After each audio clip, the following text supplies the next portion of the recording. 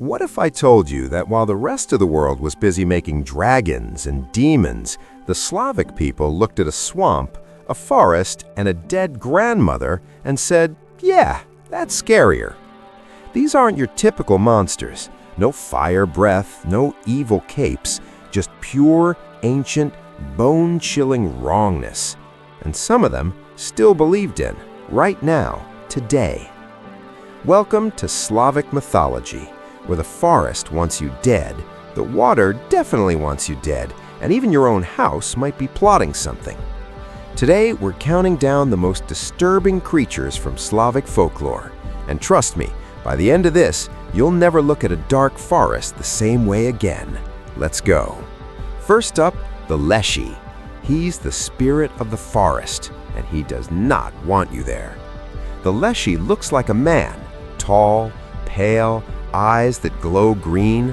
But here's the thing, he can shapeshift into any animal, any tree, any person you know. His favorite move? Walk up looking like your buddy, lead you deeper and deeper into the forest, then vanish. And now you're lost, forever. He also loves to make you walk in circles, a trick so effective that Slavic villagers used to put their clothes on backwards to confuse him. Imagine getting so lost in a forest that your defense strategy is wearing your jacket inside out. That's not a monster, that's a humiliation. Next, the Rusalka. She lives in rivers and lakes. She's beautiful, she's graceful, she sings, and she will absolutely drown you and feel great about it. Rusalki are the spirits of women who died violently, drowned, murdered, or betrayed, and they came back with one mission: drag men underwater. They'd lure you close with singing, then grab you, then it was over. But here's the disturbing part. They didn't just kill out of hatred. Some versions say they genuinely needed human souls to survive. So imagine going for a nice swim on a summer day and a tragic ghost just needs you, emotionally and fatally. She's not even the villain in her own story, and you're still just as dead. Now this one gets personal. The Kikimora lives in your house. She's a house spirit, but the evil kind. The good kind of house spirit tidies up. The Kikimora, she sits on your chest while you sleep, gives you nightmares, tangles your hair, and destroys your yarn. Yes, your yarn.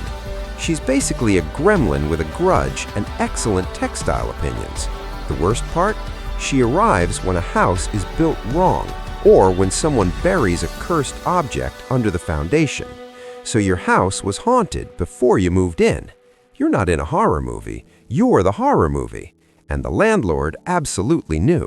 Okay, you've heard the name, but do you actually know what she is?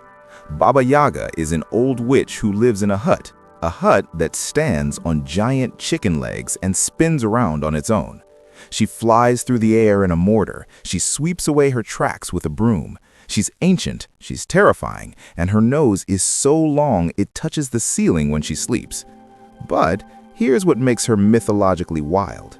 She's not fully evil. She's more like chaotic neutral with very high stakes. Heroes who show up at her door get tested. Answer correctly, she helps you.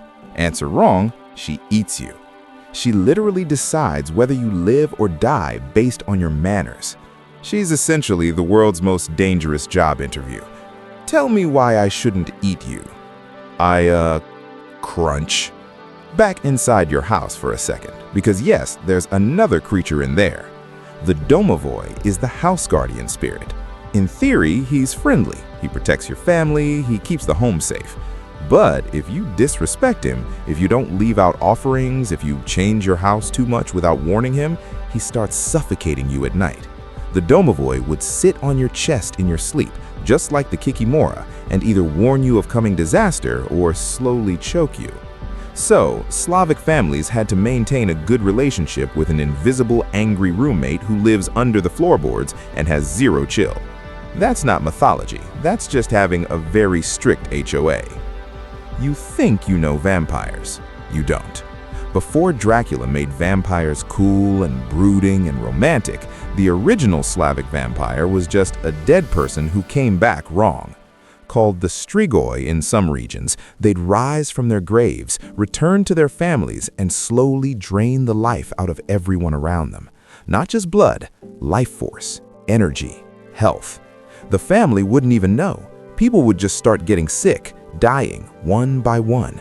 And the cure, you had to dig up the body, check if it looked too alive, fresh skin, blood around the mouth, and then drive a stake through it.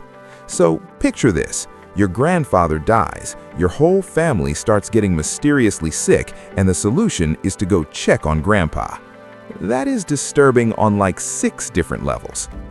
Remember how the Rusalka was a beautiful woman in the water? Meet her boss. The Vodyanoi is a water spirit, but he looks like a bloated green frog-human hybrid, covered in algae, smells like fish, drags people underwater just for standing too close to his river. Fishermen used to throw tobacco into the water to keep him happy. Some left the first fish they caught as an offering. And here's the part that gets me. The Vodyanoi wasn't even that evil by mythological standards. He just had extremely low tolerance for humans near his water, which, honestly, relatable. But also, he'll kill you. So next time you're near a lake and you feel something brush your leg, that's not seaweed. So there you have it. Forests that erase you, rivers that seduce you, houses haunted before you unpacked, dead grandparents who just won't leave. Slavic mythology didn't need big fancy monsters. It just took everyday life, your home, your lake, your woods, and said, what if all of that hated you? And somehow, that's scarier than anything Hollywood ever made. Now, here's my question for you. Which one of these would you least want to run into? Drop your answer in the comments. I'm personally voting Baba Yaga. At least she gives you a chance. If you want more deep dives into mythology, folklore, and the stuff that kept ancient humans awake at night, subscribe. We do this every week. See you in the next one.